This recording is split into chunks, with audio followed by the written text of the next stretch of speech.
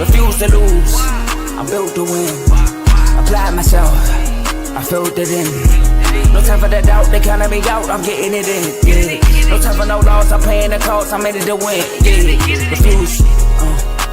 Mine, it can't be diffused. If you ain't thinking the same, then we playing by different rules. You can't see the vision, we living at different views. Until we complete the mission, keep getting up, never snooze. I walked a mile in my shoes, had the mind of a fool, chasing diamonds and jewels. Trust me, I was confused. Started minding my business and used my mind as a tool. Ended up finding my purpose and found the time to get to it. They told me I couldn't do it, they told me I couldn't make it. They sold it, could never break it. That's sadly mistaken. I need a piece of the pie, I want it so bad I can taste it. They told me like told me, keep on running toes, they gon' take them. Refuse to lose, built to win. Apply myself, I filled it in. No time for the doubt, they counting me out, I'm getting it in. Yeah. No time for no loss, I pay for the cost, I'm winning to win. Yeah. Refuse to lose, I'm built to win. Apply myself, I filled it in.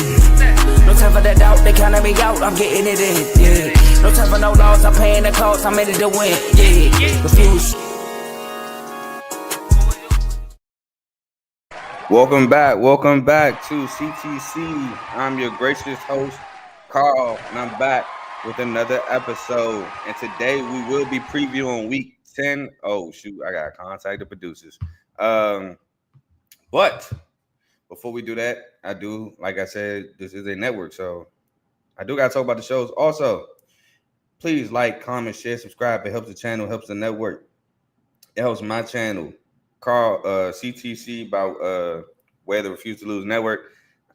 Don't mind me. I'm texting Joe about a record fix real quick. But we also do have other shows on the network, like The Main Show, featuring Joe, Tomo, and Dave every Tuesday and Friday at 7 o'clock Eastern to about 8:30. Now, they did not go live yesterday. So to, balance that, they will be having a Sunday NFL Game Day show tomorrow. Time is TBD right now, but make sure y'all tune into that. Next, we have Unfazed, which is every Tuesday, 9 o'clock Eastern, 8 o'clock Central, featuring Joe and AJ. They went live this week, and as you know, the day of the game, they post their pick'ems against the spread. So make sure y'all tune in for that. We have BWT, Baseball with Teddy. Baseball. The season has gone as long as possible. We have a game 7 today between the Dodgers and Blue Jays. Now, I'm not going to lie. I have not been watching. I watched game 3, and I watched that literally as I turned off to the Commanders game. Ohtani was at bat for the 7th inning. That's like the extent of the World Series I watched. From then to the end of that super long game. Next, we have FFC, Fantasy Football with Coach Coombs. Week 9 started Thursday. Shout out my Ravens, got the dub. Sunday, Monday, lock in, get your fantasy football advice. Next, we have RBO, Real Ballers Only, NBA show featuring Vaughn. Dave's Doghouse, highlights and lowlights of sports featuring Dave. We have Indie Red Corner, boxing show featuring Ty, Ricky, and Tomo that normally go live on Sundays. Not every Sunday, though, at around 7 o'clock. So please like, comment, share, subscribe to the channels on the show as well. And if you like what you're listening to, stick with us. Now, let's hop into these games, man. I got 9 games for y'all today in the preview. Not going to lie, not a super exciting slate of college sports. It's cool. You'll find some games. But as you can see, I didn't do the double digits amount of games this week like I normally do on Saturdays. Like I said, just got 9. And we'll start with Vanderbilt at Texas today, 12 o'clock. And if you're like me, who has YouTube TV, you have to watch this through other means because it's on ABC, which sucks. But yeah, Texas surprisingly comes into this game as 3-point favorites. But for Vandy, got to protect the football. Big key for Vanderbilt and wins. Got to pressure Arch Manning today. Got to put some pressure on him. Stop the run. You got to stop the run if you're Vanderbilt. Make Arch Manning beat you with his arm. Get Texas behind the chains, which allows you to put pressure on them. And lastly, get Eli Stivers the ball. I think Eli Stivers is going to be big in this one against that elite defense and Michael Taft and all those guys. Next, for Texas, got to contain Diego Pavia. It's always going to be top of the list when you're playing against Vanderbilt. Forced turnovers because the one Vandy loss they had. One Vandy loss is against Bama with those turnovers. And you have a defense that's good enough to create turnovers. Make this a low-scoring game. You don't want this. I don't think you want this to be a shootout. I don't think you want Vanderbilt to be in the high 20s, low 30s with the way your offense has been. And people might be saying, Carl, Texas put up 45. I believe they had 2 punt returns in that game. So with the way the offense has been, you don't want that score to get high. Get Ryan Wingo the ball and establish the run of your own. But my winner is Vanderbilt. Why? Because I trust Diego Pavia way more than I trust Arch Manning. I do think Pavia gets it done through the air, on the ground. I think he opens up the run for Cedric Alexander and A.J. Newberry. Now, Texas is a good defense. I do think they get their stops. But I also think Vanderbilt gets their stops against Texas, making it low. I don't want to say a low-scoring game, but a game I do think Vandy makes it a game where Texas has to score. And with, like I said, the way that offense has been, I don't know if against a good defense like Vanderbilt, if that offense will produce. So give me Vanderbilt in this one. Next, we got Miami Hurricanes at SMU, 12 o'clock on ESPN. Now, Miami is 10.5-point road favorites against Rhett Lashley. Rhett Lashley, kind of a homecoming. He was the OC in Miami before taking the SMU job, which he allegedly got a 7-year extension, or they're working on a 7-year extension for Rhett Lashley. So congratulations to him for that, turning SMU around, winning a championship in the American and competing in the ACC championship last season. But for Miami, you want to test Kevin Jennings. You want to see how that ankle is. Kevin Jennings is a questionable decision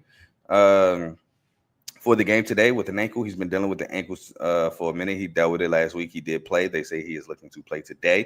But let's see how good that ankle really is. Next, you want to force turnovers because that was big for Wake Forest. Wake Forest forced turnovers last week to keep the game close, but ultimately won by a walk-off field goal. Get Malachi Tony and possibly CJ Daniels, who's also on the injury report today, the ball. Establish Mark Fletcher and limit it to no explosive plays if you're Miami against SMU. You want to limit the explosive plays SMU has. Next, SMU, they got to get TJ Harden and possibly Chris Johnson Jr. going. Now, Chris Johnson Jr. is looking to take over the backfield, but he is also on the injury report that is questionable for him to play today. SMU injury report is kind of extensive. RJ Maryland's on it is questionable. Romello Brinson is questionable. Kevin Jennings, TJ Johnson Jr. So it's a lot of questionable players who are game time decisions. And I'm a little congested. You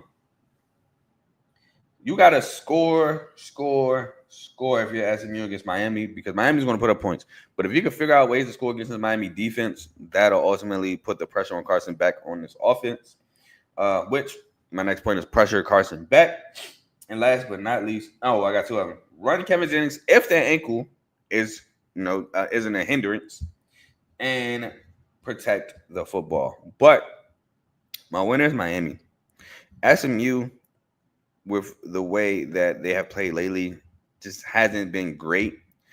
I think Miami establishes the run against this defense. I think Miami scores a ton. I don't want to say a ton, but I think they do put up high 20s, low 30s against SMU.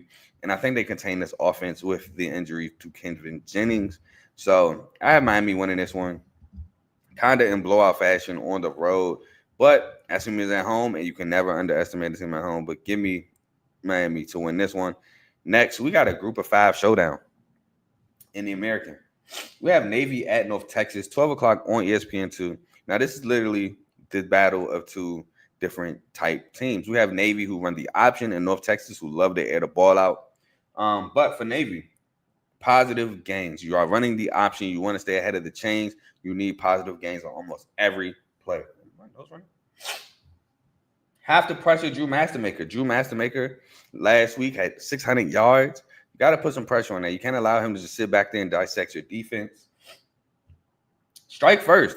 In my opinion, you're on the road. You're running that option. You're at home. I mean, you're not at home. You're on the road. You're running that option. You want to score first. You want to put the pressure on North Texas. Contain explosive plays. You don't want these athletes to be running the open space. And clock management, because you are, like I said, you're running the option, you're running the ball. Clock management is huge. Now for North Texas, you got to hold gap discipline. You can't be a hero. You can't try to get outside of your job and try to make a play, because the option against that and the option, it will hurt you. Air it out. Like I said, you have these athletes. Can they run with these athletes in open space? Air the ball out. Have to find a way to stop the run, because this is one of the worst run defenses in college football, and you're going against the option. Got to figure it out. No big runs, and you got to force some turnovers. But I'm honestly going with the 6.5 point underdog. I'm taking Navy in this one. Why? Because they do a direct thing that North Texas has a problem with, and that is running the football. North Texas run defense is horrible, and you bring in the option with Navy and Alex Texas and the guys in the North Texas. I think they have a field day running the football. Now, North Texas got these athletes. Do not get me wrong. I think North Texas is going to put up their points as well. They got these athletes on the outside, Wyatt Young and the guys, and they're going to make plays. Navy, it might be a little tough for them to keep up with these athletes that North Texas has. But in the end, I think North Texas just has a tough time stopping that option, and Navy scores a ton of points to match and ultimately win the game, because with the option, you can control the clock. If you allowing positive gains, that option, that clock just ticks, man. So I'm taking Navy in this one. Next, we have another group of 5 American Athletic Conference battle. We have ECU at Temple. 2:00 on ESPN2. Now, ECU, they got to protect Caden Hauser. He's the bread and butter for this team.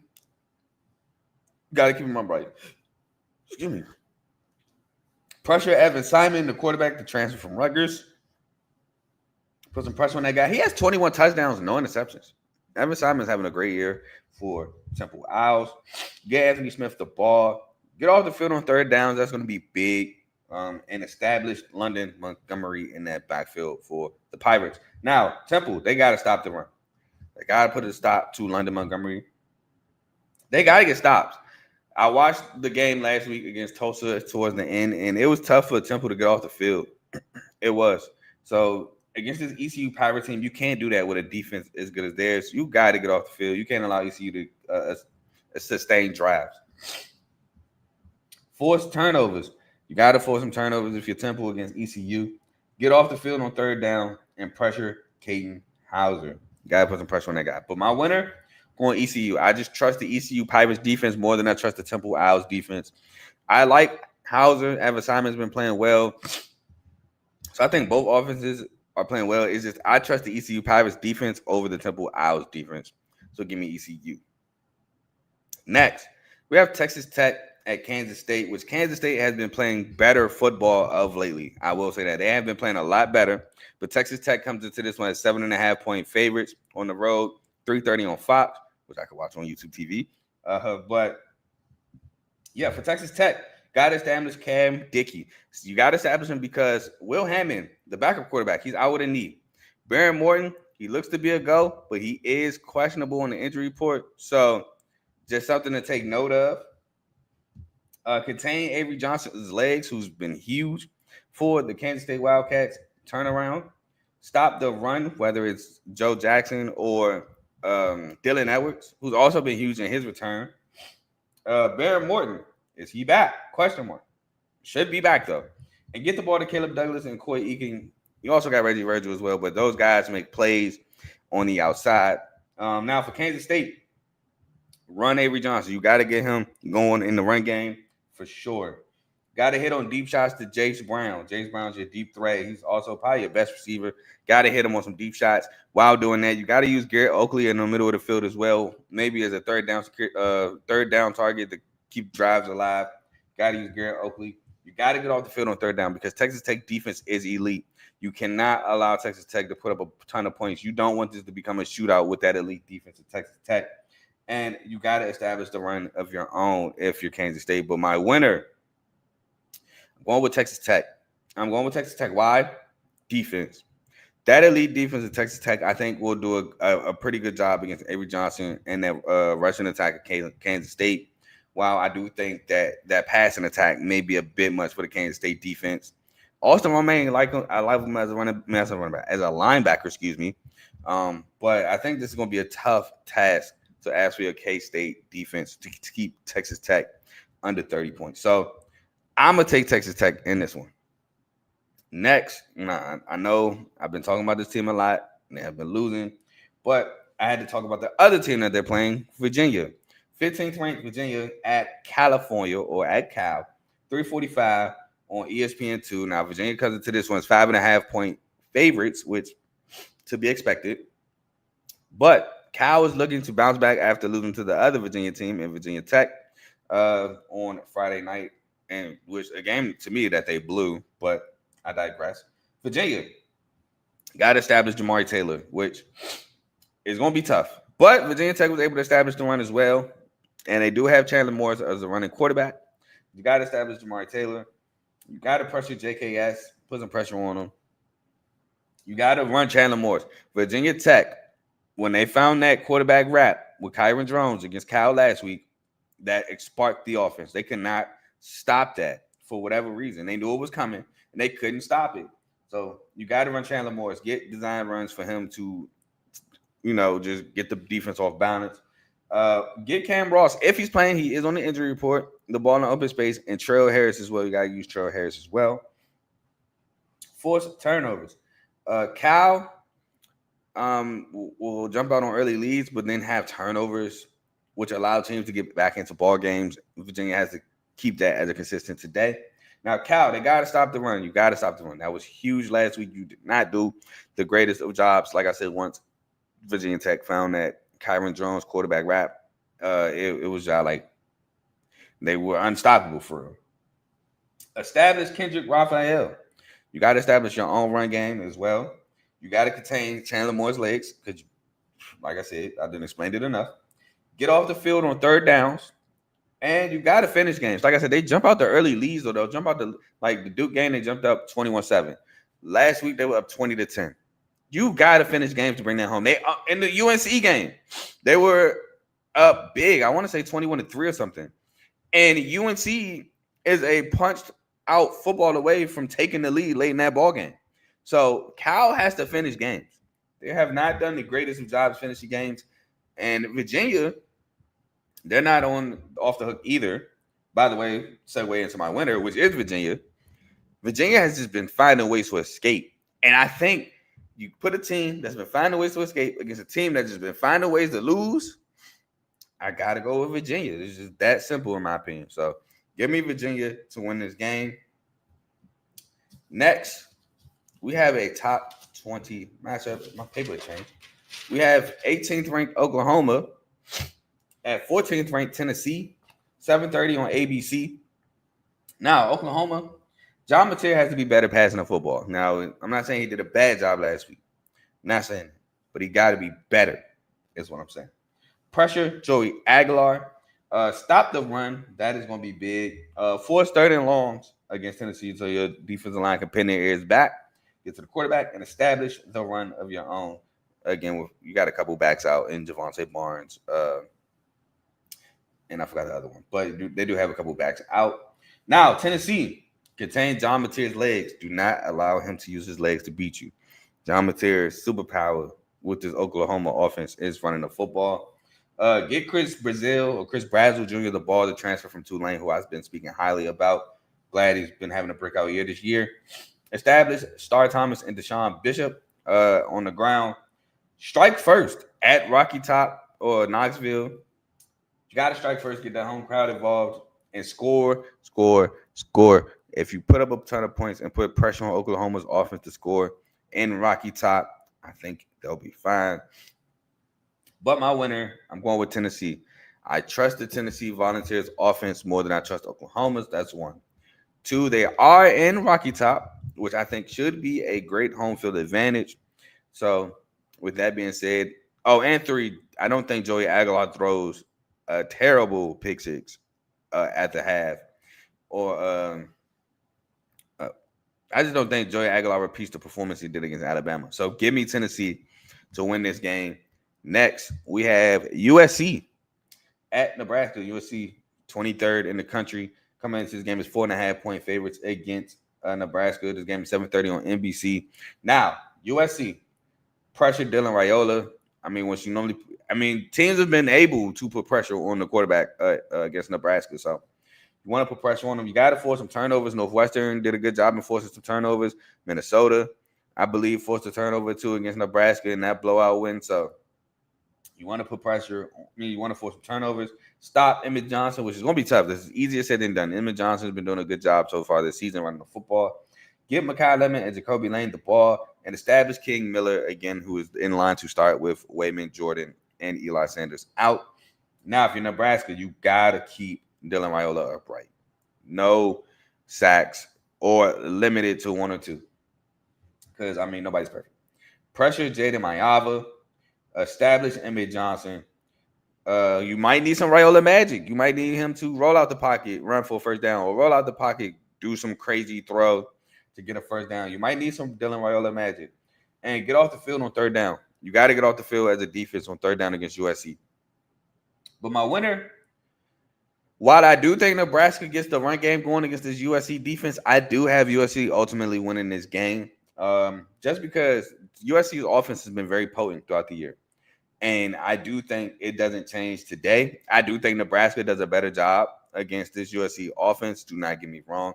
But Nebraska offense, it's been kind of lackluster. Like, they're hit and miss. Like, they'll look good, then they won't. They're hit and miss. So I do think they'll do a good job today. Just don't think they outscore a really talented USC offense today. So give me USC to win this game. And the last game I have for y'all today is a top 25 matchup with 17th ranked Cincinnati at 24th ranked Utah. Utah was 7.5-point favorites to start the week. They have now moved to a 10.5-point favorite. I am confused about that line movement. But the game is 10:15 on ESPN. Now, Cincy, you don't have Evan Pryor today. He is out. So you will have to lean on Tyree Walker today, the transfer running back from Wisconsin. Contain Devin Dampier. His legs. You got to contain his legs. He is an explosive threat to run the football. At quarterback, score. If you are, I think they're going to have to put up a ton of points today.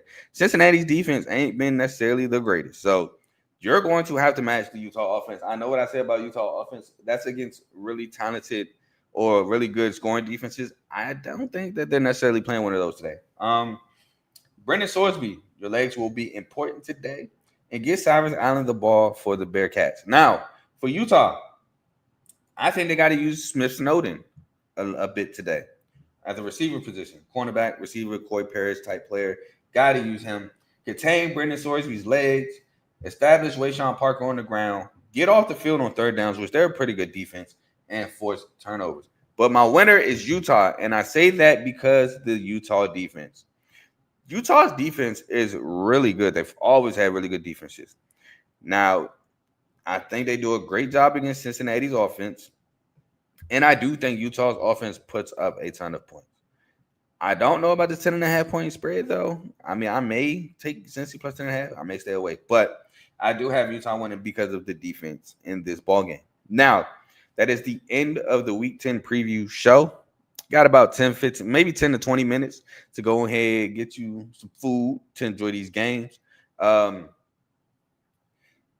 man. I do want to say Georgia Tech has been really good this year, undefeated. But to me, they may be on upset watch. Just saying. I hope they win, but they may be on upset watch today. But other than that, I have nothing else for y'all. I will see y'all either tomorrow or Monday. And I am gone. Peace.